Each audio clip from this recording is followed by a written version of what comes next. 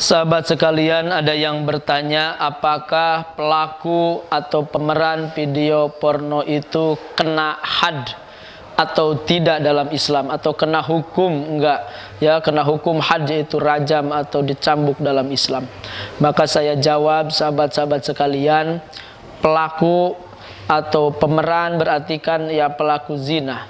Maka kalau dia ngaku, kan ada dua cara untuk terjadinya had zina itu, yaitu satu dengan pengakuan, yang kedua memang dengan pelaporan lah gitu. Ada yang melaporkan, ada yang melaporkan dia ya, perilaku dia.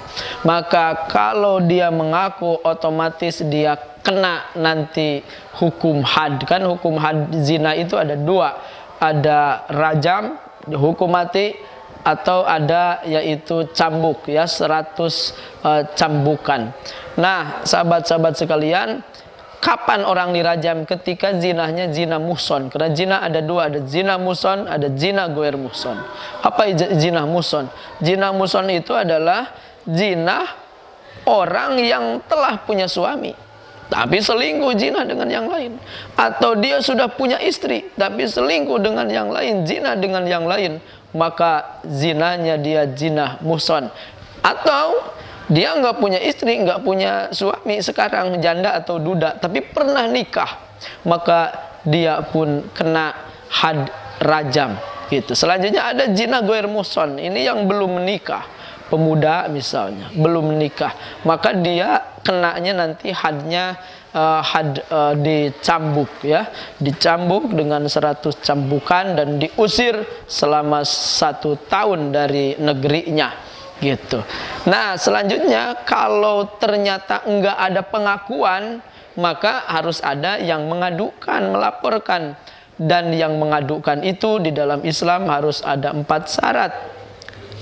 Apa itu? Yang pertama ya memang harus ada 4 saksi. 4 saksi itu melihat dengan 2 matanya ya. Kalau ngintip biasanya kan hanya 1 mata, itu nggak diterima secara syariat. Jadi kalau 4 orang kali 2 kan berarti harus ada 8 mata yang melihat. Yang nomor kedua, mohon maaf, harus melihat duhulnya ya, masuknya, bukan hanya lihat badannya saja gitu. Jadi harus lihat.